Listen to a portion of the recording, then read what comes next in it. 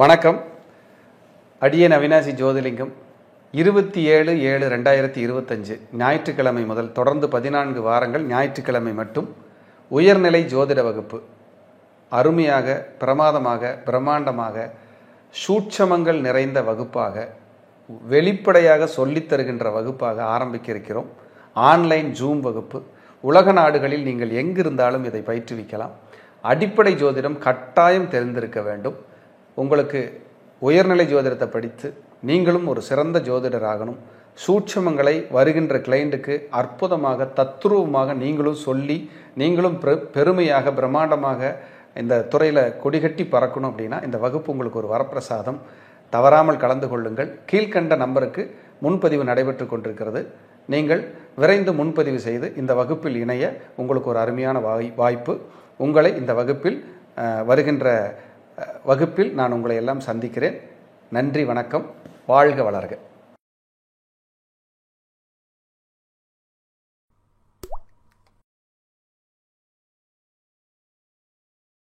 வணக்கம். மந்த்ரா டிவி அன்பர்களுக்கு என் அன்பான வணக்கம். தொடர்ந்து இந்த சேனலுக்காக நீங்கள் கொடுத்து வருகின்ற ஆதரவுக்கு கோடான கோடி நன்றி. தொடர்ந்து இந்த சேனலை பாருங்க. இதில் வருகின்ற கருத்துக்கள், ஜோதிட பதிவுகள், ஜோதிட கருத்துக்கள் உங்கள் வாழ்விற்கு ஒரு வெளிச்சமாக நிச்சயமாக அமையும். தொடர்ந்து ஆதரவு தாருங்கள். பாருங்கள். சரஸ்வதி யோகம். இன்னைக்கு நாம பார்க்க இருக்கிற தலைப்பு இதுதான். ஒரு அற்புதமான ஒரு யோகம். சரஸ்வதி அப்படின்னாலே கல்விகளுக்கெல்லாம் ஒரு அதிதேவதையாக கருதப்படுகின்ற, நீங்கள் பேசுகின்ற வார்த்தை வாக்குக்கு அதிதேவதையாக கருதுகின்ற அற்புதமான ஒரு கடவுள் என்று சொன்னால் அது மிக இல்லை. சரஸ்வதி கடாட்சம் வேணும் அப்படின்னு சொல்லுவாங்க. சரஸ்வதி கடாட்சம் இருந்தா தான் நம்ம நல்லா அடுத்த லெவலுக்கு போக முடியும் அப்படின்னு சொல்லுவாங்க. அப்ப சரஸ்வதி கடாட்சம் நம்ம ஜாதகத்துல இருக்கணும். இருக்குமா அப்படின்னா சில விதிகள் எல்லாம் அதுக்கு இருக்கு. நீங்க மாணவர்களா இருக்கலாம், ஆசிரியர்களா இருக்கலாம், மற்ற கலைகளை பயிற்றுவிக்கிறவங்களா இருக்கலாம், அது போக நீங்க ஜோதிடர்களா இருக்கலாம். இதுக்கு எல்லாத்துக்கும் சரஸ்வதி யோகம் ரொம்ப ரொம்ப முக்கியம். அப்பதான் அந்த அந்த ஞானம், அந்த முன்னேற்றத்தை கொடுக்கறதுக்கு அந்த ஞானம் ரொம்ப முக்கியம் ஒரு ஜாதகத்துக்கு. அப்போ சரஸ்வதி யோகம்னா எந்த கிரகம் முதன்மை வகிச்சு நமக்கு கொடுக்குது அப்படின்னு பார்த்தோம்னா, குரு புதன் சேர்க்கை, இணைவு எந்த கட்டத்துல இருந்தாலும் சரி அது ஒரு சரஸ்வதி யோகமா பார்க்கலாம். குருவும் புதனும் ஒரு ஜாதகத்துல இணைஞ்சிருந்தாலே, நான் பார்த்த ஜாதகத்துல 90% மேலானவங்க அவங்க நல்லா படிச்சிருக்காங்க, 2 டிகிரிக்கு மேல வாங்கியிருக்காங்க, ஒரு PhD வரைக்கும் உயர்கல்வி போறாங்க. சார் இல்ல சார் எனக்கு குரு புதன் தான் இருக்கு, நான் அப்படியெல்லாம் படிக்கல அப்படின்னா, ஒரு விஷயத்த கத்துக்கிறதுக்கும் சொல்றதுக்கும் என்ன நாலேஜ் வேணுமோ அது இயற்கையாகவே அவங்க கிட்ட அமைஞ்சிருக்கும், படிச்சாலும் படிக்கலைனாலும். ஸோ இதை நம்ம சரஸ்வதி யோகம்னு சொல்றோம். எந்த ஒரு விஷயத்துக்கும் ஒரு நாலேஜ் இருக்கணும். ஒருத்தங்க சமைக்கிறாங்க, படிப்பறிவே இல்லை, ஆனா சமைக்கிறாங்க, ரொம்ப பிரமாதமா சமைக்கிறாங்க அப்படின்னா அதுக்கு ஒரு நாலேஜ் இருக்கணும். ஒரு அளவா படிச்சிருக்காங்க, ஒரு டிரைவிங் பண்றாங்க, அந்த டிரைவிங் லவ் பண்ணி டிரைவிங் பண்றாங்கன்னா அதுக்கு ஒரு நாலேஜ் இருக்கணும். ஃபிளைட் ஓட்டுறாங்க, நல்லா படிச்சிருக்காங்க, இன்ஜினியரா இருக்காங்க, ஒரு நல்ல ஒரு பில்டிங் கன்ஸ்ட்ரக்ஷன் பண்றாங்க, இதுக்கெல்லாம் அந்த ஞானம், அறிவு அப்படிங்கிறது நமக்கு வேணும். அப்போ அவங்கள நம்ம என்ன சொல்றோம்னா கலைமகள் அப்படின்னு நம்ம சொல்றோம், சரஸ்வதி தேவியை. அப்ப சரஸ்வதி அப்படிங்கிற ஒரு கடாட்சம் இருக்கணும்னா உங்க ஜாதகத்துல குரு புதன் காம்பினேஷன் இருக்கணும். இருந்துச்சுன்னா யோகம்.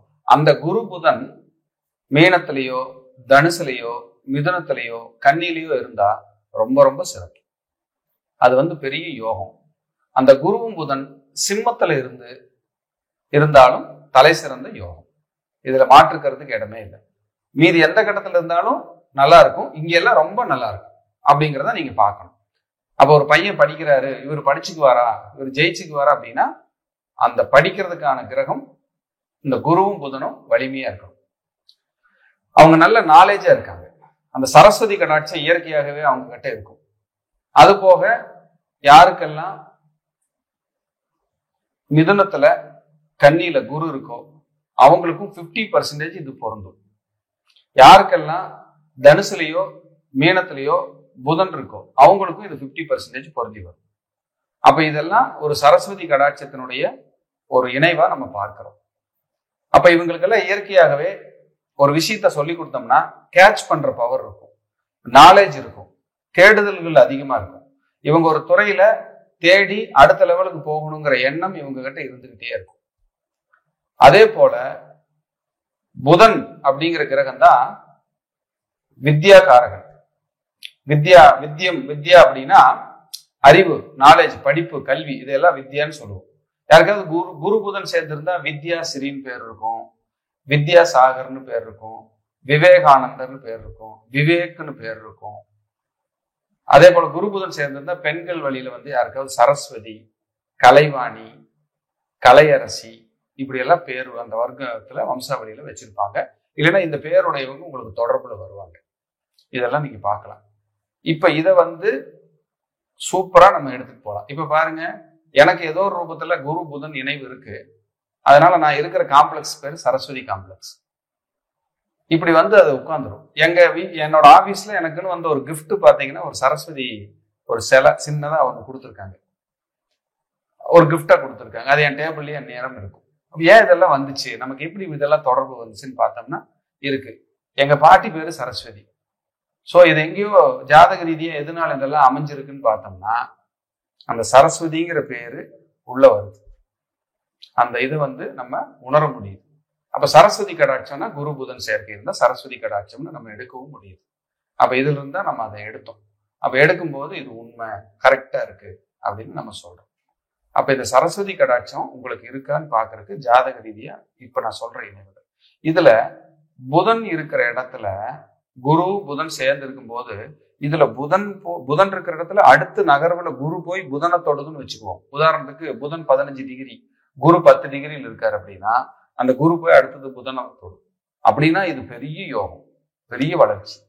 அவங்களுக்கு இன்னும் நாலேஜ் இருக்கும். குருனா குழந்தை, குருனா ஜாதகர், குருனா காலபுருஷ தத்துவத்துக்கு 9ஆம் அதிபதிங்கிறதுனால அது ஒரு தந்தை வர்க்கமாகவும் நமக்கு வரும், ஆசிரியர்களாகவும் வரும். உங்களுக்கு கிடைக்கிற ஆசிரியர்கள் நல்ல நாலேஜா கிடைப்பாங்க, உங்க குழந்தைகள் நல்ல அறிவாளியா இருக்கும், உங்க தந்தையும் நல்ல அறிவு சார்ந்தவரா ஞானம் சார்ந்தவரா இருப்பாரு. இதெல்லாம் நீங்க பார்க்கலாம். அப்ப இந்த குரு புதன் சேர்க்கை இருந்தா அது பெரிய அளவுல ஒரு சரஸ்வதி யோகமா கடாட்சமா நம்ம பார்க்கப்படுது. இவங்க கிட்ட எல்லாம் வந்து நீங்க ஏதாவது புத்தகங்கள் வாங்குறது, இவங்க கையால புத்தகத்தை வாங்கி கொடுக்க சொல்றது, இப்படி எல்லாம் ஒரு அமைப்பு இருந்ததுன்னா நீங்க வாங்கிக்கலாம். வாங்கும்போது நல்ல ஒரு மாற்றம், நல்ல ஒரு வளர்ச்சி கண்டிப்பா இருக்கும். அப்போ குரு பிளஸ் புதன், இந்த குருவும் புதனும் இணைஞ்சிருக்கிற ஆலயமா நம்ம பார்க்கப்படுற ஆலயம் வந்து குருவாயூர். அப்ப குருவாயூர் போய் நம்ம வழிபடும் போது நமக்கு இந்த இயற்கையாகவே அந்த ஆசீர்வாதம், கல்விக்கான ஆசீர்வாதம், குழந்தைக்கான ஆசீர்வாதங்கள் கிடைச்சு நல்ல நாலேஜபிளா அடுத்த லெவல்ல உயர்ந்து வெற்றி அடையக்கூடிய ஞானத்தை கொடுத்துரும். பூந்தோட்டம் அப்படிங்கிற இடத்துல கூத்தனூர் சரஸ்வதி ஆலயம் இருக்கு, திருவாரூர் மாவட்டத்துல. நீங்க அங்க போய் சரஸ்வதி தேவிக்கு நீங்க பிரார்த்தனை பண்ணலாம். ஏதாவது ஒரு குரு நாள்ல, வியாழக்கிழமை புதன் ஹோரையில, புதன்கிழமை குரு ஹோரையில, இல்ல வியாழனோ அல்லது புதனோ ஏதோ ஒரு நாள்ல போய் நீங்க பிரார்த்தனைகள் பண்ணும்போது ரொம்ப நல்லா இருக்கும், அற்புதமா இருக்கும். நீங்க இங்க எல்லாம் போய் நமஸ்காரம் பண்ணிட்டு வந்தீங்கன்னா அந்த படிக்காத குழந்தைங்க படிக்கிறது, வளர்ச்சி அடைகிறது, முன்னேற்றம் அடைகிறதெல்லாம் உங்களுக்கு கண்கூட பார்க்கலாம். கூத்தனூர் சரஸ்வதி கோயில்ல மட்டும் சரஸ்வதி இல்லை, அங்க தனித்த ஆலயமா இருக்காங்க. மற்ற நிறைய ஆலயங்கள் இருக்காங்க. நீங்க மதுரை மீனாட்சி அம்மன் கோயில் இருக்காங்க. அது போக பாத்தீங்கன்னா கோவில்பட்டியில வந்து செண்பகவள்ளி அம்மன் கோயில்ல தனி சரஸ்வதி இருக்காங்க. நிறைய இடங்கள்ல சரஸ்வதிக்குன்னு சில கோயில்கள் எல்லாம் உள்ளே இருக்கு. அதே போல நீங்க திண்டுக்கல் தாடிக்கொம்பு சவுந்தரராஜ பெருமாள் கோயில்ல உள்ள தனியா சரஸ்வதி இருக்காங்க. அங்க எல்லாம் போய் நல்ல ஒரு நமஸ்காரம் பண்ணி பிரார்த்தனை பண்ணிட்டு வந்தீங்கன்னா ரொம்ப நல்லா இருக்கும். அந்த சரஸ்வதி யோகம் மேம்படும், நாலேஜ் நல்லா இருக்கும். இவங்க 2 பேரும் இணைஞ்சிருந்தாதான் கல்வியோட கதாநாயகர்கள் அப்படின்னு நம்ம இதை சொல்றோம். இவங்க பெரிய அளவுல நாலேஜ் சக்சஸ் ஆகும். இந்த இணைவு உங்களுக்கு இருக்கு அப்படின்னாலே நீங்க நல்லா படிங்க, எஃபெக்ட் போடுங்க. கண்டிப்பா கல்வியில அந்த கலைமகள் உங்களை உயர்த்தாம கண்டிப்பா போக மாட்டாங்க. ரொம்ப வெற்றி, வளர்ச்சி, முன்னேற்றம் உங்களுக்கு கிடைச்சே தீரும். இந்த சரஸ்வதி கடாட்சம் இந்த சேனலை பார்க்குற எல்லா குழந்தைகளுக்கும், உங்க குழந்தைகளுக்கும் கிடைச்சு எல்லாரும் நல்ல கல்வி அறிவோடு இருக்கணும்னு சொல்லி நானும் சரஸ்வதி தேவியை வழிபாடு பண்ணிக்கிறேன். மீண்டும் ஒரு நல்ல பதிவுல சந்திக்கிறேன். நன்றி, வணக்கம், வாழ்க வளமுடன். தொடர்ந்து இந்த சேனலுக்காக நீங்கள் கொடுத்து வருகின்ற ஆதரவிற்கு கோடான கோடி நன்றி. தொடர்ந்து இந்த சேனலை பாருங்க. இதில் வருகின்ற கருத்துக்கள், ஜோதிட பதிவுகள், ஜோதிட கருத்துக்கள் உங்கள் வாழ்விற்கு ஒரு வெளிச்சமாக நிச்சயமாக அமையும். தொடர்ந்து ஆதரவு தாருங்கள். பாருங்கள்.